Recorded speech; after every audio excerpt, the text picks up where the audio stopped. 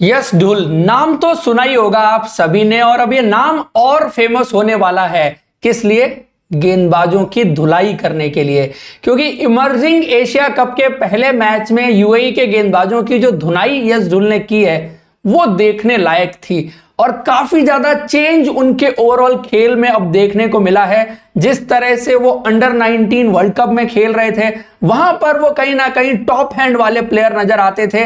लेकिन आईपीएल का एक सीजन खेलने के बाद, कुछ मैचेस मिले, उसके बाद शायद उनको रियलाइज होता है कि अगर limited over cricket top level पर खेलनी है तो अपने गेम में कहीं ना कहीं पावर लेकर के आनी पड़ेगी और पावर पैक गेम कहीं ना कहीं मुझे डेवलप करना पड़ेगा। सो उसके साइंस उन्होंने इस मैच में दिखाए हैं। जिस तरह से उन्होंने बॉटम हैंड का इस्तेमाल किया है, कट शॉट्स उन्होंने लगाए हैं, और कुछ विराट कोहली के अंदाज में जिस तरह से विराट कोहली बॉटम हैंड का इस्तेमाल करते हैं, स्ट्रेट ड्राइव करते हुए या कवर ड्राइव करते हुए, उनका बॉटम हैंड जिस तरह से प्ले में आता है और फ्लिक ऑफ द रिस्क वो मारते हैं। सो कुछ उस अंदाज में बल्लेबाजी करते हुए वो नजर आए। पहले अगर आप उनके खेल को देखें तो कुछ अजिंक्य रहाणे नजर आते थे, अब उसमें वो बॉटम हैंड वाला प्लेयर ऐड हो गया है। और साथ में स्टांस में भी कुछ चीजें, जो हल्का सा ओपन स्टांस आप लिमिटेड ओवर क्रिकेट में रखना चाहते हैं सो दैट आपको हाथ खोलने का मौका ज्यादा मिल सके। तो कुछ ऐसी बल्लेबाजी जो है वो यश ढुल की तरफ से देखने को मिली है। और उन्होंने सेंचुरी बना दी है इंडिया वर्सेस यूएई के खिलाफ। पहले मैच की अगर बात की जाए, उन्होंने 84 गेंदों पर 108 रन की पारी खेली, जिसमें 20 चौके और 1 छक्का। 86 रन उन्होंने सिर्फ बाउंड्रीज से बनाए हैं। शुरू में अगर आप देखेंगे तो बहुत हाई परसेंटेज शॉट्स खेले, आराम से खेले, ज्यादा चांसेस नहीं लिए। लेकिन 40 के बाद अगले 60 रन उन्होंने जिस तेजी से बनाए हैं, हर तरफ उन्होंने ग्राउंड में शॉट्स मारे हैं। चाहे कट शॉट की बात की जाए, चाहे कवर ड्राइव की बात करेंगे, फ्लिक की बात करेंगे, पुल की बात करेंगे। और ये खास बात है आजकल की यंग जनरेशन के साथ कि शॉर्ट पिच गेंद सारे बहुत अच्छी खेलते हैं। पुल शॉट आई थिंक उनका गो टू शॉट है, ड्राइविंग भी बहुत अच्छी है, साथ में कट की बात जैसे मैंने की। सो कमाल की बल्लेबाजी जो है वो यश ढुल से ओवरऑल देखने को मिली है। और एक बल्लेबाज को डेवलप होते हुए आप कहीं ना कहीं देख रहे हैं। जो उसको अंडर 19 डेज में खेला था वहां पर भी सक्सेस मिली थी, लेकिन डिमांड ऑफ द गेम और अगले लेवल की डिमांड के हिसाब से और जिस तरह से मॉडर्न डे क्रिकेट इवॉल्व हो रही है उसके हिसाब से अपने में इंप्रूवमेंट करते रहना ये बहुत इंपॉर्टेंट चीज है। और दूसरी, जिस नंबर पर वो बल्लेबाजी कर रहे हैं, फ्यूचर के पॉइंट ऑफ व्यू से अगर आप 4 नंबर के बल्लेबाज हैं, सो टच वाला गेम आजकल मॉडर्न डे क्रिकेट में ज्यादा चलता नहीं है। 4 नंबर पर अगर बात की जाए, अगर आप देखें बहुत कम सिचुएशंस ऐसी आती हैं कि जहां पर जल्दी विकेट गिर जाएं और 4 नंबर वाले बल्लेबाज को अंदर जाना पड़ता है। अदरवाइज ज्यादातर मौकों पर आजकल आप लिमिटेड ओवर क्रिकेट में देखते हैं कि पार्टनरशिप ऊपर से सेट है और वहां से आपको गेम को आगे लेकर के जाना है। तो वो सिचुएशन कहीं ना कहीं बनती है और इसलिए 4 नंबर पर जो बल्लेबाज बल्लेबाजी कर रहे हैं आजकल के मॉडर्न डे क्रिकेट में, उनको अपने पास दोनों तरह का गेम रखना बहुत जरूरी है कि वो डिफेंसिव गेम भी स्ट्रांग होना चाहिए, टॉप हैंड वाला गेम भी सॉलिड होना चाहिए और बॉटम हैंड का इस्तेमाल भी बेहतर ढंग से करना आना चाहिए। बाकी परफॉर्मेंसेस की बात की जाए, बल्लेबाजी की बात पहले कर लेते हैं। इंडिया की साई सुदर्शन यहां पर एक बार फेल साबित हुए हैं, क्योंकि अभी जो उनका रन चल रहा था आईपीएल से लेकर के टीएनपीएल से लेकर अब तक, सो 2 फेलियर कहीं ना कहीं, एक दिलीप ट्रॉफी में और एक यहां पर उनकी तरफ से देखने को मिले। अभिषेक शर्मा ने शुरुआत बहुत अच्छी की थी और जिस अंदाज में उन्होंने शॉट्स लगाए, स्पेशली जो 2 कवर ड्राइव लगाई, सो ब्रायन लारा के साथ सनराइजर्स की टीम में थे, सो कुछ झलकियां उनके जैसी वो कवर ड्राइव में जो डाउन स्विंग जिस तरह का देखने को मिला है, सो बहुत इंप्रूव हुए इन टर्म्स ऑफ स्किल। अगर बात की जाए, बहुत जल्दी लेंथ को पिक करते हैं, पुल शॉट भी बहुत अच्छा लगाते हैं। अभिषेक शर्मा भी एज ए बैट्समैन बहुत इंप्रूव हुए हैं, लेकिन आज के मैच में मुझे ऐसा लगा कि ज्यादा जल्दी में थे, क्योंकि लगातार वो शॉट्स खेल रहे थे और कहीं ना कहीं हर गेंद पर वो शॉट ढूंढ रहे थे और आउट, लेकिन जिस गेंद पर होकर के गए उसको वो जस्ट ग्लाइड करना चाहते थे, लेकिन स्लोनेस ऑफ द विकेट जो है वो इनसाइड एज लेकर के उनको प्ले डाउन करके चली गई। बट 19 रन की पारी में जो 4 चौके उन्होंने लगाए ना, चारों बहुत ही दर्शनीय चौके थे। उसके अलावा बात करें अगर निकिन जोस की, सो ये खिलाड़ी मेरे नजर में ना रिस्पेक्ट अपने लिए अर्न करता जा रहा है, क्योंकि एक सीजन कर्नाटका के लिए डोमेस्टिक का खेला, चाहे रणजी ट्रॉफी हो, चाहे व्हाइट बॉल क्रिकेट हो।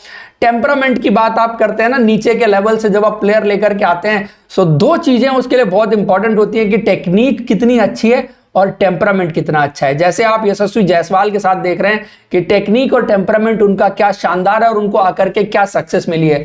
सेम गोज विद निकिन जोस में बात करूंगा कि जो टेम्परामेंट उन्होंने कहीं ना कहीं अपनी पारी में दिखाया है, ये सिर्फ इस मैच की बात नहीं है, मैं टोटलिटी में बात कर रहा हूं। जो पिछले 1 साल में निकिन जोस के साथ देखा है वो बहुत इंप्रेसिव रहा है। अभी शायद उतना बड़ा नाम नहीं बना पाए, आईपीएल फ्रेंचाइजीज की रडार में उतना नहीं आए, क्योंकि ये आपको रेड बॉल क्रिकेट के प्लेयर ज्यादा लगेंगे, वनडे क्रिकेट खेलने वाले जो आपको सॉलिडिटी वाले प्लेयर होते हैं उस तरह के प्लेयर लगेंगे। लेकिन इंडियन क्रिकेट के पॉइंट ऑफ व्यू से आगे आने वाले टाइम में बहुत इंपॉर्टेंट प्लेयर हो सकते हैं, क्योंकि ये सारे बहुत युवा खिलाड़ी हैं, अर्ली 20s वाले सारे खिलाड़ी हैं। आप चाहे साई सुदर्शन की बात करें, अभिषेक शर्मा की बात करें, निकिन जोस भी अभी ज्यादा 22 साल के हैं, और यश धुल का तो आपको ऑलरेडी पता है। उसके बाद बात की जाए इंडिया की गेंदबाजी की, क्योंकि गेंदबाजी भी बहुत इंप्रेसिव रही है और उस गेंदबाजी ने ही सामने वाली टीम को 175 रनों पर रोका। सबसे पहले बात हर्षित राणा की। हर्षित राणा ने 4 विकेट लिए हैं, और जिस पेस पर वो गेंदबाजी करते हैं, और आके शुरू से ही उन्होंने पहले ओवर में जिस तरह से विकेट लिया, उसके बाद वापस आके जो कॉटन बोर्ड उन्होंने पकड़ा था, और उसके बाद जो चौथा विकेट उनका था। इसमें एक आप प्रोसेस देखते हैं। पहले शुरुआती विकेट को शायद मैं उतना क्रेडिट गेंदबाज को ना दूं, that was just because of his pace, क्योंकि सामने यूएई के बैट्समैन उतने यूज्ड टू नहीं है उस पेस को खेलने के लिए, तो एक्स्ट्रा पेस जो बल्लेबाज उतना यूज्ड टू नहीं है उस पेस को खेलने के लिए, उनके लिए कई बार मुश्किल बनती है। लेकिन मैं सबसे ज्यादा इंप्रेस था जो लास्ट विकेट उन्होंने लिया, क्योंकि इनको आपने रणजी ट्रॉफी पिछले साल से देखा था, वहां पर इंप्रेसिव गेंदबाजी के बाद इनको केकेआर ने पिक किया था। लेकिन वहां पर इनको आपको देखने में आया कि T20 क्रिकेट में या लिमिटेड ओवर क्रिकेट में गेंदबाजी करने का उतना आइडिया नहीं है। अच्छा लेंथ गेंद बहुत अच्छा डालते हैं, टेस्ट क्रिकेट के हिसाब से बहुत अच्छे गेंदबाज हो सकते हैं, बट व्हाइट बॉल क्रिकेट में जो डिमांड होती है कि आप अच्छा मिक्स करना कब सीखेंगे, वो चीज इनको देखने में आ रही है कि उस पर काम चल रहा है, और वो चीज बाय द टाइम डेवलप करते हुए नजर आ रहे हैं। हालांकि अभी बहुत लंबा सफर है from red ball to white ball cricket, जिसकी शायद अभी शुरुआत हुई है, लेकिन जो मिक्स करते हुए गेंदबाजी दिखाई है उन्होंने, और लास्ट में जिस तरह से एक स्पिन होती हुई गेंद और फिंगर रोल करके जिस तरह से स्लोअर वन उन्होंने डाली और बल्लेबाज को डिसीव किया, वो ज्यादा इंप्रेसिव चीज थी, स्किलफुल चीज थी उनकी गेंदबाजी के पॉइंट ऑफ व्यू से बात की जाए। वर्क इन प्रोग्रेस है उनके लिए। रेड बॉल क्रिकेट शायद उनकी प्रायोरिटी में रहेगी, और जिसके गेंदबाज वो ज्यादा नजर आते हैं, बट हमेशा गेंदबाज के लिए होता है कि रेड बॉल से व्हाइट बॉल क्रिकेट में जो आजकल की मॉडर्न डे क्रिकेट की डिमांड है, उसके हिसाब से अपने स्किल सेट में वो चीजें कैसे ऐड करेंगे, वो उनके लिए बहुत इंपॉर्टेंट रहेगा। लेकिन उसके बाद एक और खिलाड़ी जो बहुत इंप्रेसिव रहा है, मैं बात करूंगा मानव सूथर की। और मानव सूथर स्पिन गेंदबाजी करते हुए देख करके थोड़ा सा मुझे लगा कुछ मुरली कार्तिक जैसी गेंदबाजी कर रहे हैं। और इन जनरल अगर आप देखें आजकल लिमिटेड ओवर क्रिकेट में जिस तरह से गेंदबाजी होती है स्पिनर्स की, तो जो लाइन ऑफ अटैक रहता है वो हमेशा एक कोशिश रहती है कि बल्लेबाज को क्रैम्प किया जाए, हाथ खोलने का मौका ना दिया जाए, उसके पैरों पर बॉल की जाए, पैर पकड़ के बॉल की जाए, बल्लेबाज को आर्म्स को फ्री करने का मौका ना दिया जाए, वो एक अप्रोच रहती है। और उसी में शायद फ्लैटर ट्रैजेक्टरी की गेंदबाजी होती है, close to the leg stump गेंदबाजी ज्यादा होती है। लेकिन अगर आप मानव सूतर को देखेंगे, एक तो लाइन मेरे को बड़ी इंप्रेसिव लगी, जिस लाइन से उन्होंने गेंदबाजी की है कि अगर लेफ्ट हैंडर को भी गेंदबाजी कर रहे हैं तो वो चौथे पांचवें स्टंप से गेंद जो है वो टांग होके अंदर की तरफ आ रही है।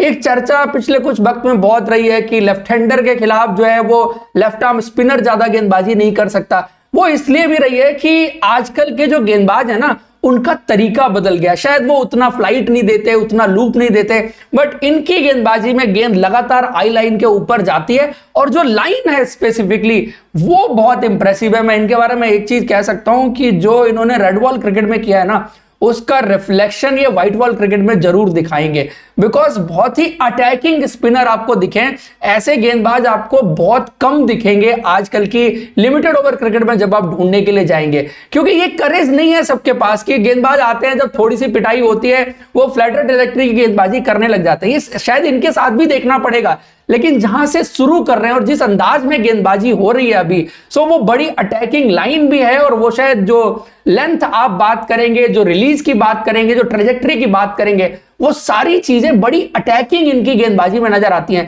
नतीजा भी आप देखेंगे 10 ओवर में सिर्फ 28 रन है और 2 विकेट इन्होंने हासिल किए हैं। एक तो आपको रन्स भी कम पड़े हैं, विकेट भी आपको मिला है, और अपने प्रेशर भी लगातार बना के रखा है।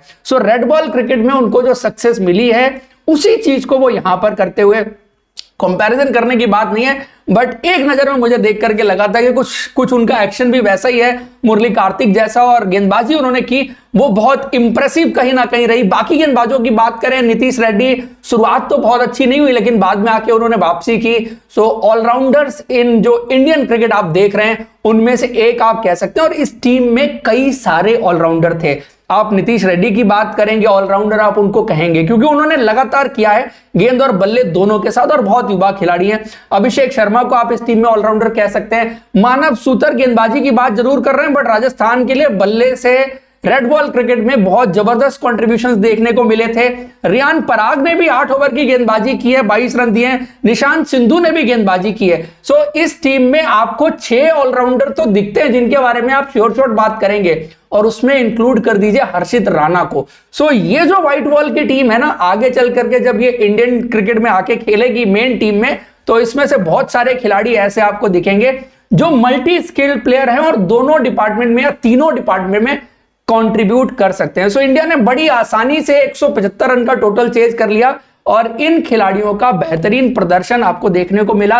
अब इंडिया की टीम को 2 मैचेस और खेलने लीग स्टेज पर, जिसमें से एक मैच जो है वो पाकिस्तान के खिलाफ भी होगा, और सारी नजरें जो रहेंगी वो इंडिया वर्सेस पाकिस्तान के गेम पर रहेंगी। तो दोस्तों ये था overall review India versus UAE के मैच का। आपको पसंद आया तो आप लाइक जरूर करें, और अब तक अगर आपने हमारे चैनल को सब्सक्राइब नहीं किया तो सब्सक्राइब कर लीजिए। Thank you so much.